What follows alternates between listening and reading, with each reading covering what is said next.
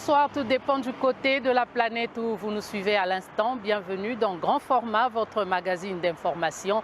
Grand Format traite sous tous les angles, tous les sujets qui nous interpellent dans tous les secteurs. Combien d'entre vous connaissent le Laboratoire national de santé publique? Très peu, probablement. Pourtant, nombreux d'entre vous y sont déjà passés sans le savoir. Car derrière ce nom un peu technique se cache une réalité très concrète.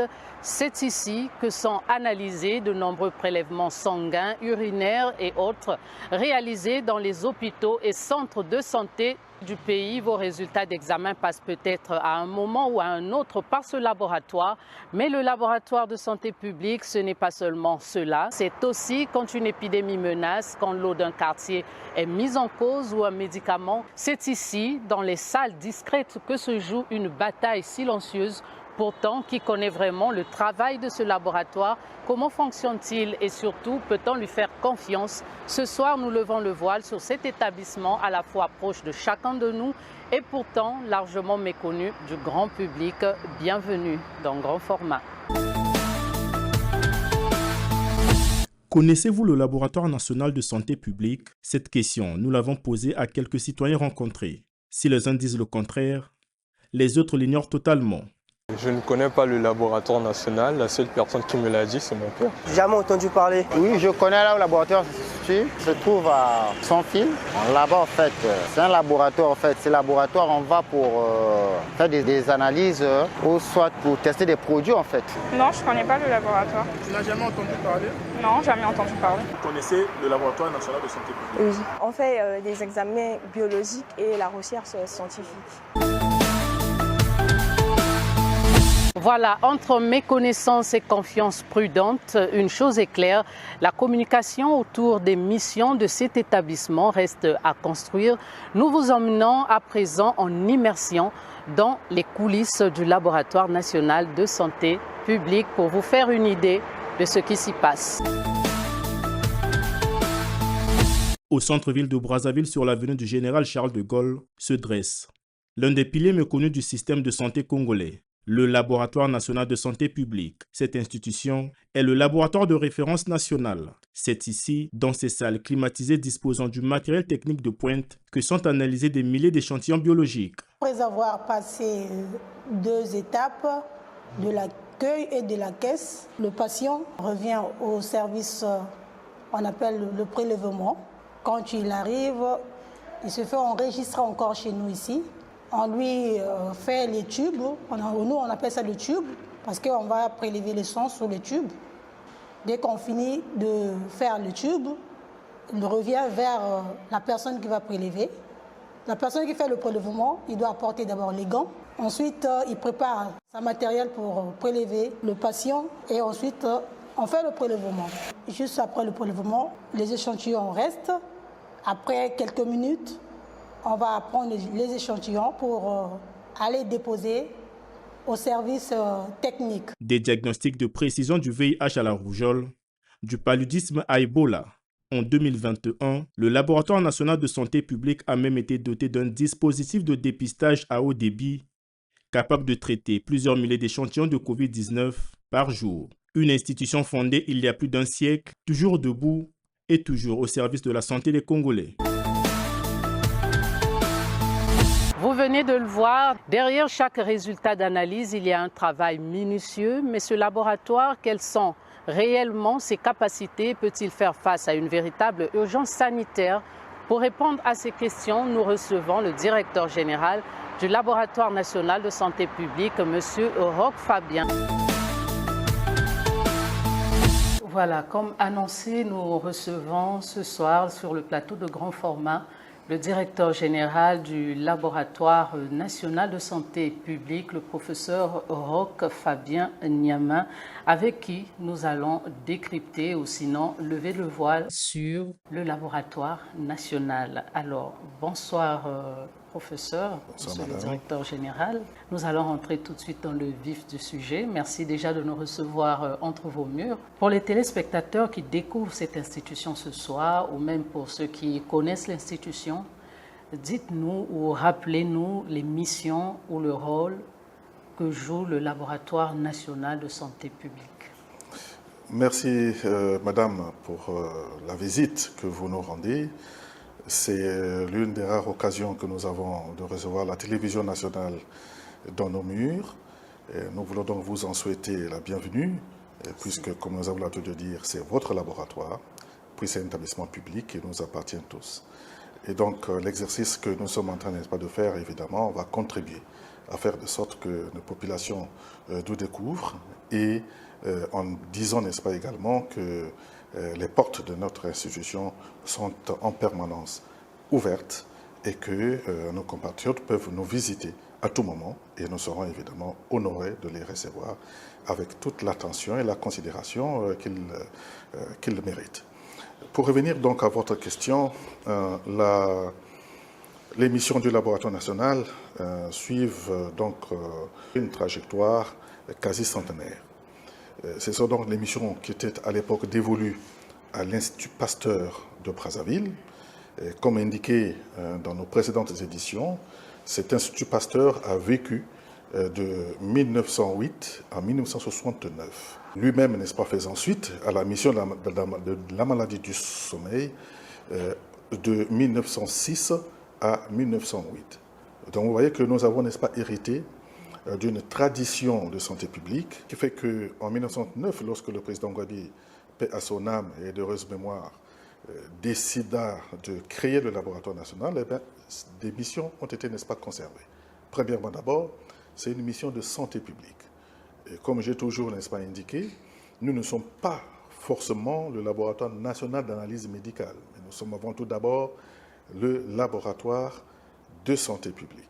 Ce qui revient à dire qu'il s'agit donc de notre responsabilité d'essayer, n'est-ce pas, de comprendre les déterminants épidémiologiques de ce nombre, n'est-ce pas, de pathologies les plus prévalentes dans notre pays. Par exemple, le paludisme, la tuberculose et d'autres, n'est-ce pas, maladies transmissibles. Et nous devons donc comprendre pourquoi ces maladies-là persistent dans notre pays ou pourquoi elles surviennent. Donc ça, c'est une toute première, n'est-ce pas, mission. Et aussi la mission du diagnostic. Nous devons poser un diagnostic de certitude lorsqu'il y a un cas suspect de quelque nature, n'est-ce pas, que ce soit. Nous devons normalement être en mesure de dire de quoi il s'agit, de manière à soutenir la prise de décision au niveau, n'est-ce pas, politique, au niveau gouvernemental. En dehors donc de la santé publique, nous avons bien sûr un autre volet particulièrement important, c'est le service rendu, n'est-ce pas, à la communauté. Ce service-là, n'est-ce pas, fait que lorsque les gens ont des examens à faire, par exemple, des examens de laboratoire, on appelle les examens de biologie médicale, il est tout à fait normal que nous puissions, n'est-ce pas, rendre à nos compatriotes des résultats, n'est-ce pas, qui soient fiables, mais surtout rendus en des coûts particulièrement démocratiques, puisque le laboratoire n'a pas pour mission de faire du chiffre, de dire que nous avons fait 2 milliards de francs CFA ou 20 milliards de francs CFA de chiffre d'affaires, ce n'est pas ça notre responsabilité, mais c'est de faire que lorsque la santé de nos compatriotes interpelle un certain nombre, n'est-ce pas, d'examens de biologie médicale, que nous soyons en mesure de le faire, mais de le faire à des coûts extrêmement bas. Et à côté, n'est-ce pas, de ça, donc la troisième mission, c'est la formation. Nous formons énormément de techniciens de laboratoire, soit sous forme de stages ou sous forme, n'est-ce pas, de demandes spécifiques de la part des structures plus ou moins de niveau, n'est-ce pas, inférieur. Ça peut être des hôpitaux, ça peut être des cliniques privées qui viennent, n'est-ce pas, former leur personnel, n'est-ce pas, ici. Ça, nous le faisons. Quatrième, n'est-ce pas, dimension, évidemment, c'est une, n'est-ce pas, dimension de production, même si nous ne le faisons pas encore, mais normalement, nous devons être en mesure de produire par nous-mêmes un certain nombre d'éléments, n'est-ce pas, que nous consommons ici. Par exemple, l'eau de Javel, on doit être en mesure de le faire, des trucs vraiment de ce genre. Par exemple, l'alcool, on doit être en mesure de le produire nous-mêmes. Mais ça, nous ne le faisons pas encore. Et justement, c'est un challenge et cela ouvre de nouvelles perspectives de développement, n'est-ce pas, de cette structure. Parlons de l'une de vos missions. Vous avez parlé tout à l'heure du service rendu aux compatriotes. Quel type de service? Nous en avons plusieurs. Le service de biologie médicale, par exemple, recouvre aujourd'hui plusieurs centaines, n'est-ce pas, d'examens de laboratoire que nous pouvons, n'est-ce pas, faire. Un exemple, bon, pour la biologie, n'est-ce pas, courante, Nous avons toutes, par exemple, l'énumération formule sanguine, la goutte épaisse, les quelques marqueurs de biochimie, ce sont des trucs classiques. Mais nous pouvons aller également sur des examens un peu plus spécialisés. Par exemple, la recherche des marqueurs, n'est-ce pas, tumoraux, donc des marqueurs qui puissent déterminer si la personne, par exemple, est en train de développer un cancer, n'est-ce pas, ou pas. On peut, n'est-ce pas, le faire. Là aussi, c'est des dizaines, n'est-ce pas, de marqueurs que nous pouvons, n'est-ce pas, faire. Il y a, n'est-ce pas, aussi en hormonologie, exemple, donc doser les hormones, n'est-ce pas, dans le sang. Nous pouvons aussi le faire. Et là n'est-ce pas, également, c'est plusieurs types d'hormones, n'est-ce pas, différentes qui peuvent être dosées ici. Bon, ça ne se fait pas généralement dans n'importe quel laboratoire, mais ici, en tout cas, ce sont des services que nous rendons aux populations et en des coûts extrêmement bas. À ce sujet, je peux donner donc un comparatif. J'ai parlé tout à l'heure des examens courants. Par exemple, une numération formule sanguine, même une goutte épaisse. Prenons par exemple la goutte épaisse. Vous venez faire votre goutte épaisse au laboratoire national. En fait, vous venez payer, c'est à peine 1250 francs CFA. La goutte épaisse. La goutte épaisse. 1250 francs. C'est à peine un peu plus cher que dans un centre de santé intégré où cet examen-là est rendu à 1000 francs. Mais ici, c'est 1250 francs. Qu'est-ce qu'il y a, n'est-ce pas, dedans? Il y a non seulement, on vous dira, si on vous a trouvé avec le parasite, donc qui cause le paludisme, mais on va dénombrer le nombre de parasites si c'est positif. Non seulement le nombre de parasites, n'est-ce pas, positifs, on va vous dire l'espèce. C'est quoi, n'est-ce pas, exactement? Donc il y en a plusieurs, n'est-ce pas, espèces qui peuvent éventuellement causer le paludisme. Mais on vous dira, n'est-ce pas, de quelle souche il s'agit. À côté, n'est-ce pas, de ça, systématiquement, vous aurez également une numération formule sanguine. Donc, qui vous permettra de voir si votre infection palustre est grave ou pas, si ça a entamé l'intégrité, n'est-ce pas, de vos éléments figurés de sang. Donc, ça également, on vous le donne. Mais c'est en fait 2 fois 2 en 1, donc un seul examen, mais vous en avez 2 en réalité, qui devraient vous coûter séparément près de 5000 francs, mais ici, c'est rendu à 1250 francs. Et vous voyez donc que c'est sans commune mesure et sans comparaison. L'autre également, j'ai dit, n'est-ce pas, tout à l'heure, une numération formule sanguine, mais dans d'autres laboratoires, on vous le rend à peu près 7500 francs CFA, 5000 parfois, mais ça peut aller jusqu'à 25 000 francs CFA en fonction de certains laboratoires. Mais ici, nous le rendons à 2500 francs CFA.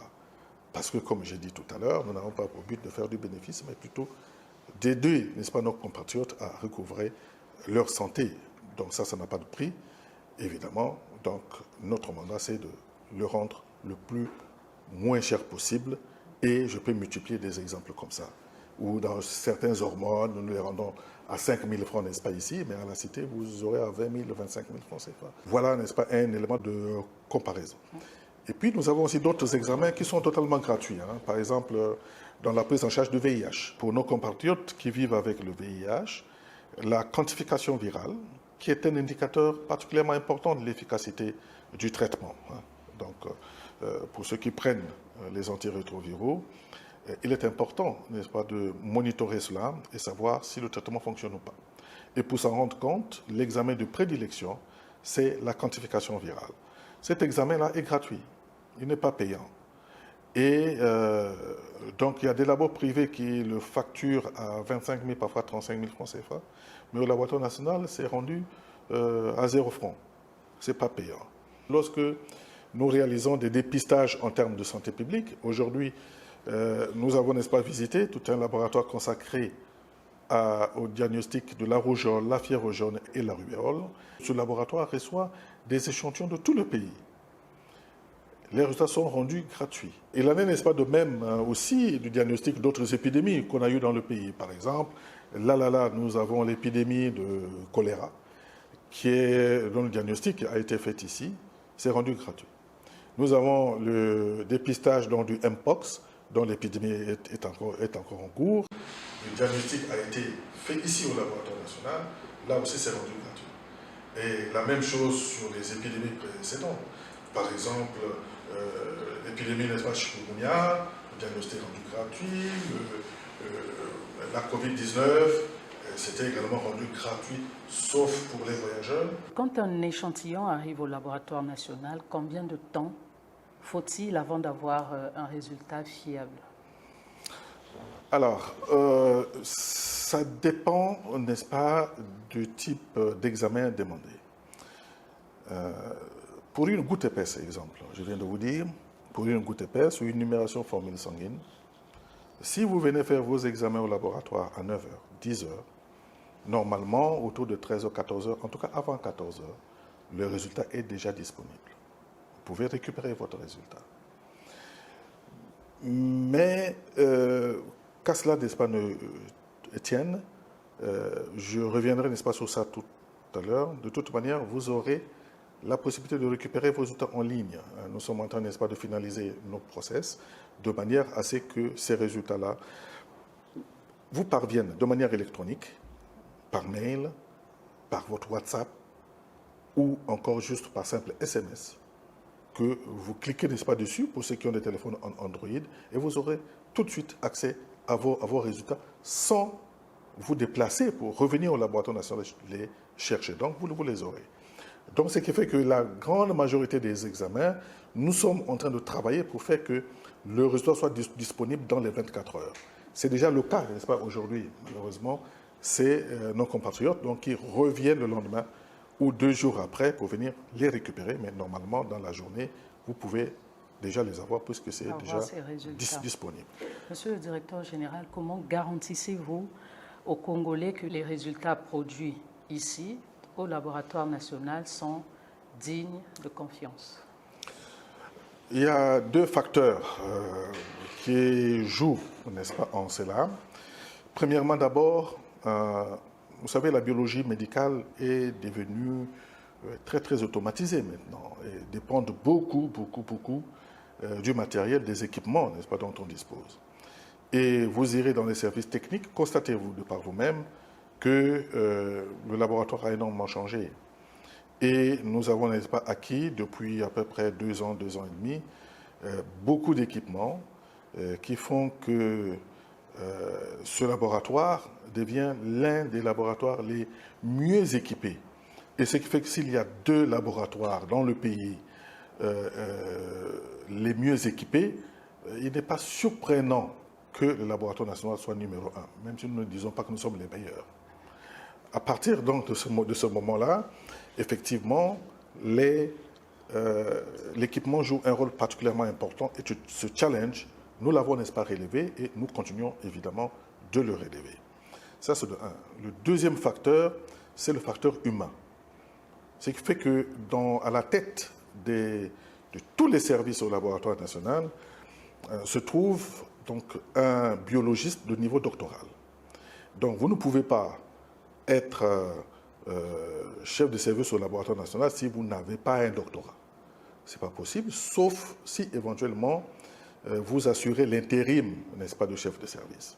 En ce moment-là, généralement, on prend un adjoint de celui qui est parti pour assurer, n'est-ce pas, son intérim. Mais sinon, tous les chefs de service de plein exercice au laboratoire national sont de niveau doctoral. Déjà, la qualité de la qualification de ce personnel est un gage de qualité également et de sérieux dans le rendu de nos résultats.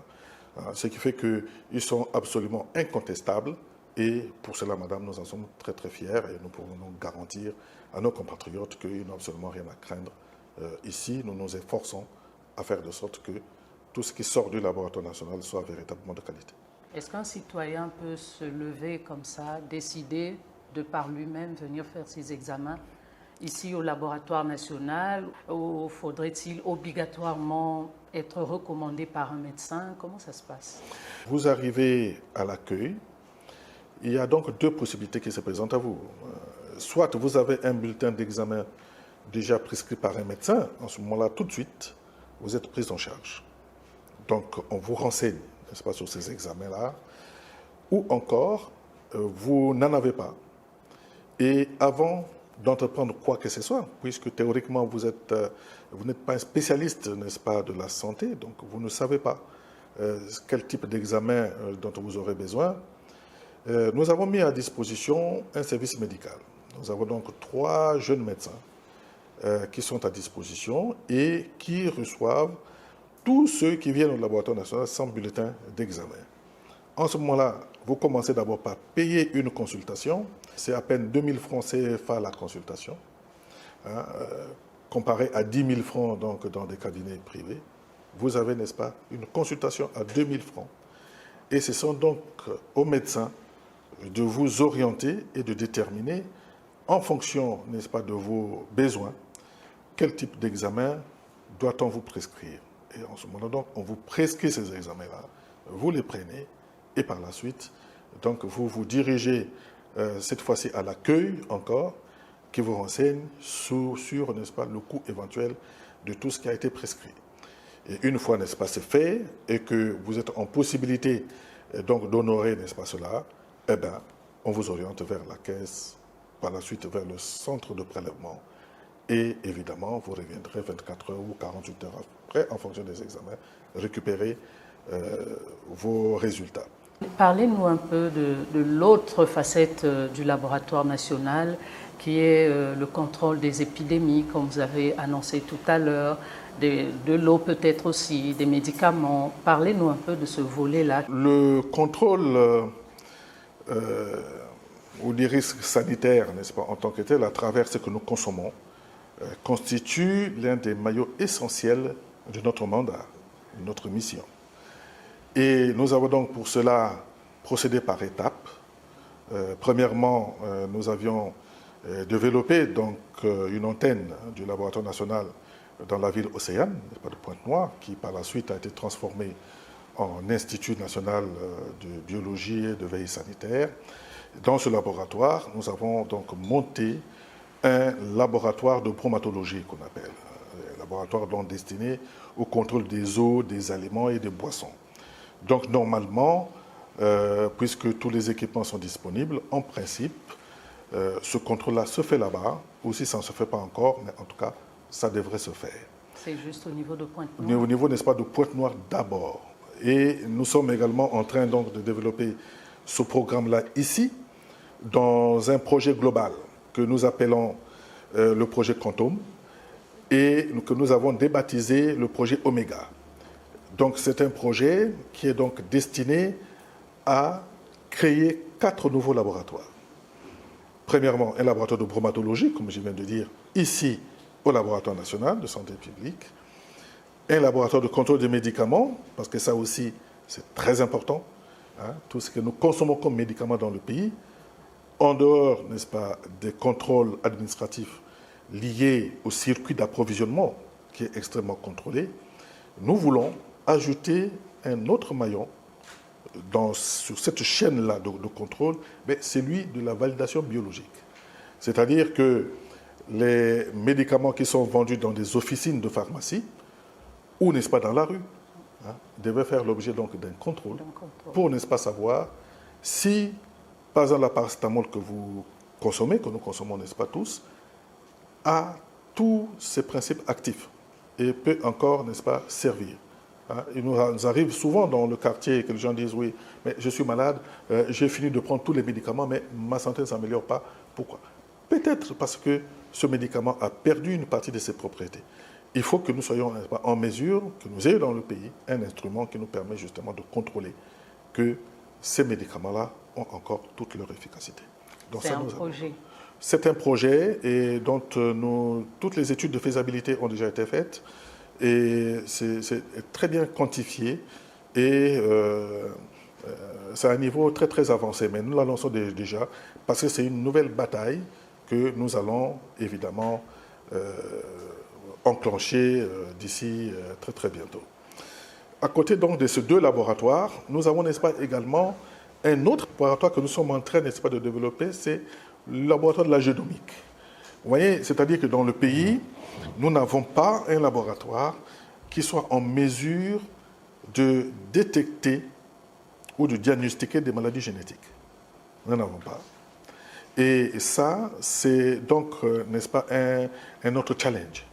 Et c'est très important. Maladies génétiques du genre, donnez-nous des exemples. Du genre, par exemple, tous les trisomies, exemple, hein, tout ce qui est des insertions, n'est-ce pas, de portions d'ADN, des réaménagements génomiques. Nous allons, n'est-ce pas, créer comme ça un centre spécialisé, un laboratoire spécialisé dans le dépistage, tout ce qui est maladie génétique. Comme ça, par exemple, lorsqu'une femme est enceinte, si la grossesse est à risque, nous pouvons, n'est-ce pas, le savoir avant que même l'enfant, n'est-ce pas, ne naisse, si cet enfant qui va, n'est-ce pas, naître peut être porteur ou pas des germes, n'est-ce pas, de pathologie génétique. Nous pouvons, n'est-ce pas, le savoir. Et ça, c'est très important. Enfin, le dernier, c'est le laboratoire de toxicologie.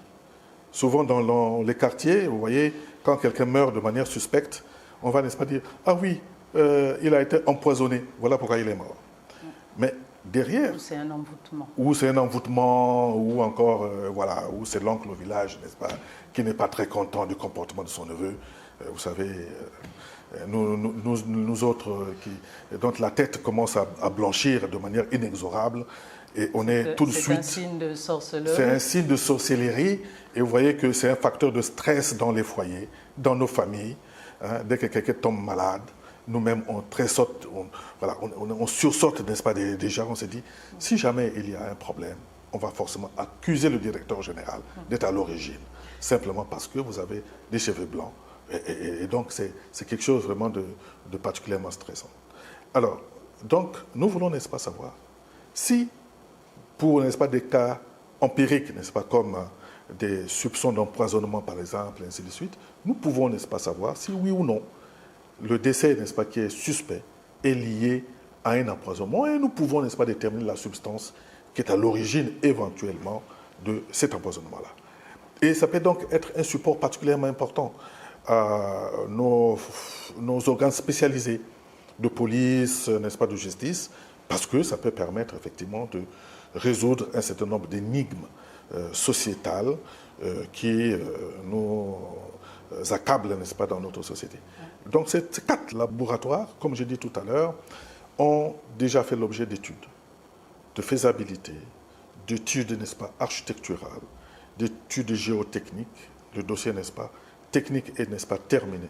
Eh bien, il restera juste l'aval de notre comité de direction pour pouvoir véritablement entamer le processus de mise en œuvre de ce grand projet qui, normalement, changera de manière, n'est-ce pas, durable la physionomie du laboratoire de santé publique et, nous en sommes convaincus, fera de cet établissement un modèle en Afrique centrale.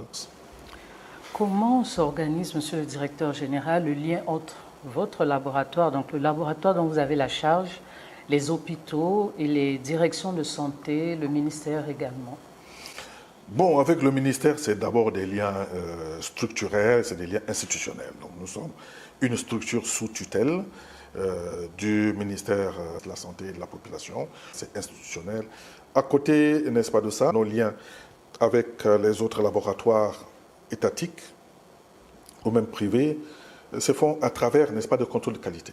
Puisque notre mandat également, c'est de nous assurer, par exemple, que la goutte épaisse qui est rendue, pour ne prendre que cet exemple-là, mais on peut bien multiplier des exemples comme ça, nous assurer, par exemple, que la goutte épaisse qui est rendue dans tel ou tel laboratoire, privé ou étatique, que cet examen de routine, par exemple, est rendu de manière correcte.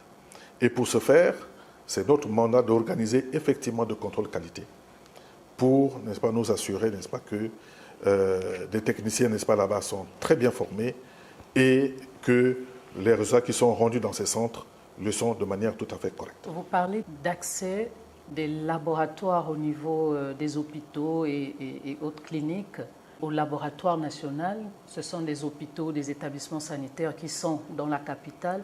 Mais qu'en est-il des établissements sanitaires au niveau des départements à l'intérieur du pays? Comment font-ils pour acheminer les échantillons au niveau du laboratoire national? Est-ce que les conditions sont garanties pour que ces échantillons-là arrivent en ayant conservé toute leur qualité? En matière, n'est-ce pas, de santé publique, ça ne pose absolument aucun problème, hein, puisque nous avons donc, n'est-ce pas, des circuits bien établis de prélèvement et de transport des échantillons jusqu'au laboratoire national. Donc, lorsqu'il y a un cas suspect quelque part, le prélèvement, il est, n'est-ce pas, réalisé et acheminé ici, suivant un circuit prédéfini et qui fonctionne très très bien. Le challenge, n'est-ce pas, c'est ce que vous venez d'évoquer, donc pour les particuliers. Celui qui veut aussi avoir accès aux résultats cohérents, je vais dire comme ça, par exemple, il est à 45, n'est-ce pas, kilomètres, ou à Igné. Ou encore, il est, on va dire comme ça, peut-être à Gamboma, ou peut-être il est à Kinkala, ainsi de suite, ou à Boko. Comment, n'est-ce pas, il fait celui-là? Ça, c'est de notre responsabilité, justement, de réfléchir et de mettre en place un circuit de ce genre. Mais nous sommes fixés d'abord pour objectif, pour l'année 2026, donc d'expérimenter le dispositif dans Brazzaville, dans, n'est-ce pas, lequel nous-mêmes, le laboratoire, assurerait le transport de ces échantillons-là. C'est nous, n'est-ce pas, qui assurerait ce transport. Et une fois que nous tirons donc les leçons, n'est-ce pas, de tout ça, évidemment, nous pourrons étendre à partir donc de l'année prochaine, 2027, on pourra évidemment étendre ce dispositif hors, n'est-ce pas, de Brazzaville. C'est donc une véritable ambition.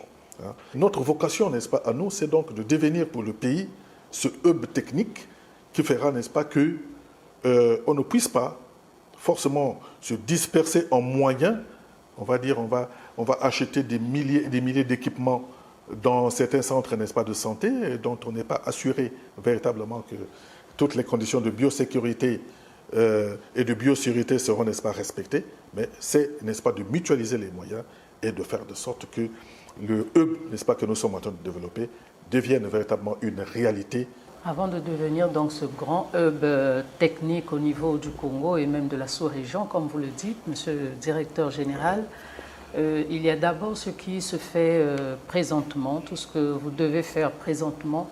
Avez-vous le matériel adéquat pour répondre aux exigences de l'heure? Oui, je peux dire que nous sommes assez bien équipés, pour ne pas dire très très bien équipés. Il y a toujours quelque chose qui peut manquer, que nous efforçons à compléter, mais dans le cadre, n'est-ce pas, des examens de routine et même spécialisés de laboratoire, nous pouvons garantir à nos compatriotes qu'ils trouveront, n'est-ce pas, sur place les services qu'il faut. À vous entendre, monsieur le directeur général, tout va bien au laboratoire national? Absolument pas. Vous avez donc des difficultés. Quelles sont ces difficultés auxquelles vous êtes confrontés? Madame, c'est comme le laboratoire ou une structure de ce niveau-là, c'est exactement comme une personne. Aujourd'hui, on peut, n'est-ce pas, vous voir, les personnes peuvent dire « Oh, mais elle va très bien, vous allez, n'est-ce pas, très très bien ». Oui, c'est tout à fait possible, c'est une possibilité.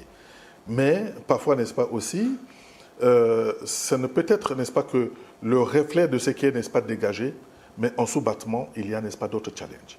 Nous n'en manquons pas, les challenges sont particulièrement importants.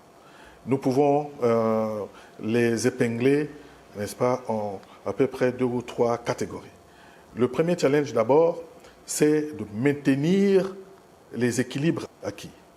C'est-à-dire que tout ce qui a été acquis, il faut le préserver. Encore une ou deux questions, monsieur le directeur général. Le laboratoire national est-il connecté à des laboratoires de référence à l'international? Si oui, qu'est-ce que vous tirez de ces collaborations? Connecté, oui. Nous sommes, on va, n'est-ce pas, dire que depuis à peu près 5 ans, nous avons, n'est-ce pas, développé énormément de collaborations avec des instituts extérieurs. On va, n'est-ce pas, parler par exemple de l'Institut Robert Koch d'Allemagne, les instituts Pasteur, l'Institut de recherche pour le développement, les instituts nationaux de santé publique des États-Unis, avec lesquels nous avons énormément de collaborations, tout comme aussi l'Institut national de recherche biologique de Kinshasa. Il y a d'autres instituts que je n'ai pas cités. Et tout cela a donc eu pour impact majeur, c'est la formation de nos jeunes compatriotes. Et ce qui fait qu'aujourd'hui, lorsque je dis que nous sommes en mesure de déterminer n'importe quel agent pathogène dans le pays, c'est la vérité. Parce qu'il y a des équipes qui ont été, n'est-ce pas, formées grâce à ces collaborations. Et aussi des jeunes chercheurs congolais, de jeunes étudiants, qui ont pu bénéficier donc de bourses de thèse, certains même de bourses de master pour aller les faire en France. Ce qui est une grande première, et nous ne pouvons que profiter donc de cette opportunité, madame, pour exprimer, n'est-ce pas, nos sentiments de reconnaissance envers, n'est-ce pas, ses partenaires, sans oublier l'Organisation mondiale de la santé, sans oublier la Banque mondiale à travers donc, son point focal, n'est-ce pas, santé. Surtout, je n'oublie pas l'apport de l'ambassade de France, qui chaque année attribue à peu près 4 bourses de thèse à nos jeunes Congolais qui viennent de la faculté des sciences et techniques et même d'ailleurs. On va donc chuter, monsieur le directeur général. J'allais vous poser une question sur les projets que vous avez s'agissant du laboratoire national, donc les projets pour les prochaines années. Vous avez déjà commencé à énumérer quelques-uns. Avez-vous d'autres projets que vous n'avez pas énumérés ici? Oui. Pour l'année prochaine déjà? Pour l'année prochaine, n'est-ce pas, déjà, il y a un projet qui nous tient véritablement à cœur. Nous avons vu que nous avons un certain nombre de services techniques qui sont déjà accrédités ou certifiés, hein, qui bénéficient donc, n'est-ce pas, des certifications qui sont des normes de qualité, ce qui est une très bonne chose. Mais à côté, n'est-ce pas, de ça, il y a, n'est-ce pas, d'autres qui ne le sont pas encore, ou de manière, n'est-ce pas, générale, le laboratoire national, dans sa gouvernance globale, n'est pas encore certifié à la norme, puisque la certification est toujours en comparaison d'une norme. Et pour ce qui nous concerne, donc, c'est la norme ISO 15189, donc c'est la norme applicable au laboratoire, n'est-ce pas, d'analyse de biologie médicale. Donc nous sommes, n'est-ce pas, en train de mettre en place un programme extrêmement ambitieux pour faire de sorte que, à moyen terme, le laboratoire puisse être certifié de manière, n'est-ce pas, globale dans, n'est-ce pas, sa gestion et aussi dans ses analyses.